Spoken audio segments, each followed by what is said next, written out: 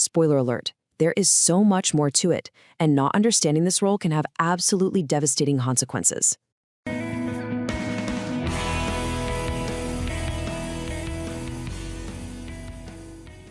So, if you're a contractor in California, getting an offer to be a responsible managing officer or employee, an RMO or RME, it can feel like you've hit the jackpot.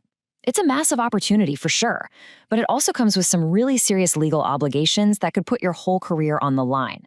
So in this explainer, we're going to break down exactly what you need to know before you even think about saying yes. Let's put this into a real-world context, something you might have even gone through yourself. Let's talk about a guy named Michael Torres. He's been a licensed electrical contractor for almost 20 years. One day, he gets a call out of the blue from this huge company from out of state. They tell him they need him to be their qualifying individual so they can get a California license. Sounds amazing, right? Good money, a big title, huge projects. It's pretty much the call every contractor dreams of getting. But that brings us to the million-dollar question, the one that Michael and anyone in his position has to ask. What does it really mean to be the qualifier? Is it just about letting them use your license number, or is there more to it? Spoiler alert, there is so much more to it, and not understanding this role can have absolutely devastating consequences. So let's dive right in by busting some of the most common and frankly dangerous myths about being an RMO or RME. And trust me, you do not want to believe these because they can land you in some seriously hot water with the Contractors State License Board or CSLB. Okay, let's kick it off with myth number 1. This one is probably the most common one we hear. A company calls you up and the whole vibe feels like they just want to rent your license so they can work in California. You get a check, they get to build. Seems simple enough, right? Well, it's dead wrong. All right, let's get one thing straight, and this is super important. There is no such thing as renting a license in California. It's illegal. The reality is, as the qualifier, the law demands that you are actively involved. You have to be supervising the company's actual construction operations. You've got to be a hands-on supervisor. It's not some passive set it and forget it deal. And that, of course, leads us right into the next big misunderstanding. This idea that the RMO or RME title is just for show. That you can just sign a few papers, step back, and let the company do its thing while you cash the checks. Yeah, but the law? The law is crystal clear on this. We're talking about the Business and Professions Code, Section 7068.1. It specifically mandates direct supervision and control, and that's not some vague legal term. It means you are responsible for overseeing the work, making key technical decisions, and checking the quality on job sites. It is absolutely not a hands-off role. All right, now this next myth is a huge trap. It's so easy to fall into this way of thinking. You figure, hey, I'm working for this big company, they've got all the risk. If there's a problem on a job, the corporate lawyers will swoop in and you'll be fine. That assumption is incredibly dangerous. And here's the reality check. It's all about personal responsibility. See the CSLB? They don't just point the finger at the company. They look straight at you, the qualifying individual, and hold you personally accountable. So if that company commits fraud, or does terrible work, or breaks any licensing laws, your license is the one on the chopping block. That responsibility is tied to you, not the company name. Maybe 20, 30 years ago, you could get away with this thinking. This idea that you could be a paper qualifier, just a name on a piece of paper with zero real involvement, and just kind of fly under the radar. A lot of people still think that's how it works. But those days are long gone. Today, the CSLB has a whole task force dedicated to this stuff. They're not messing around. They actively hunt down inactive qualifiers. And they're smart about it. They'll pull payroll records, job site logs, even check your physical location to prove you aren't actually supervising. The era of hiding is definitely over. Okay, so we've busted the myths. Now let's get down to the nitty-gritty, the actual law, and the very real consequences you're looking at if you don't do your job. This is where you feel the true weight of taking on one of these roles. So what exactly is a qualifying individual, or QI, in the eyes of the law? Well, it's pretty straightforward.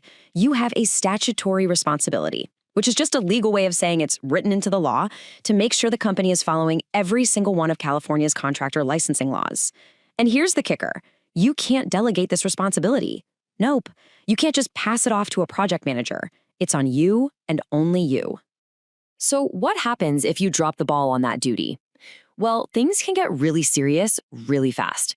First up, you're facing discipline from the CSLB. That could be fines, or they could just pull your license. Then there's civil liability, meaning you could get sued personally for something like construction defects. And finally, in the worst case scenarios, you could actually face criminal charges. I want to pause on that last one for a second, the criminal exposure, because this is a pretty big deal, and it's changed recently.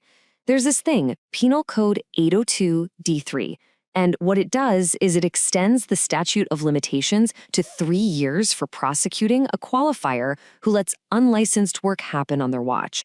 That gives prosecutors a much, much longer time to come after you if you're not doing your job. Okay, I know that was a lot of heavy stuff, probably a little scary. But look, the point isn't to scare you off completely from these opportunities. The goal is to empower you so you can evaluate them safely. So let's talk about how you protect your license and your livelihood when one of these offers comes knocking. It all boils down to asking the right questions before you say yes. You got to treat this like the most serious job interview of your life. Ask them, what's your actual business plan here in California? Who exactly will I be supervising, and what real authority do I have? How often am I expected to be on site? And this one's a biggie. Am I going to be a W-2 employee as an RME or a bona fide officer as an RMO? If they can't give you straight answers, that's a huge problem. And while you're asking those questions, you need to keep your ears open for some major, major red flags. If you hear any of these phrases, oh, we just need your license, or don't worry, you won't really need to supervise, or the big one, we'll pay you $10.99, that's a giant warning sign.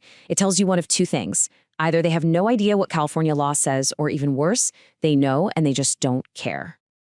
So after all this, you might be thinking, is it ever a good idea? And the answer is yes. Absolutely. Because when these roles are set up the right way, they can be fantastic career-making opportunities. So, what does a good opportunity, a real opportunity, look like? Well, it checks a few key boxes. First, the company has a real, solid business plan for California. Second, they give you real, meaningful authority to actually do your job. The pay is in line with the serious responsibility you're taking on. And maybe most importantly, they embrace compliance. They see you as a key partner in doing things the right way, not as some loophole to get around the rules. So what's the bottom line here? It's pretty simple, really. Becoming an RMO or an RME can be an amazing, valuable step in your career. It can give you stability, a leadership role, all that good stuff. But it only works if you go into it with your eyes wide open, with total clarity, doing your homework, and with a full, complete understanding of what the law demands from you. Look, if an offer like this has landed in your lap, the absolute smartest thing you can do is get some professional advice before you sign anything. When they're done right, these deals can be incredible career moves, but when they're not, they can be career-ending disasters. To make sure you protect your license and your livelihood, give the law offices of Gale and Valance a call for some expert guidance. The number is 714-634-4838. The right RMO RME offer can be a great opportunity. Get guidance first, then move forward safely. Call us today.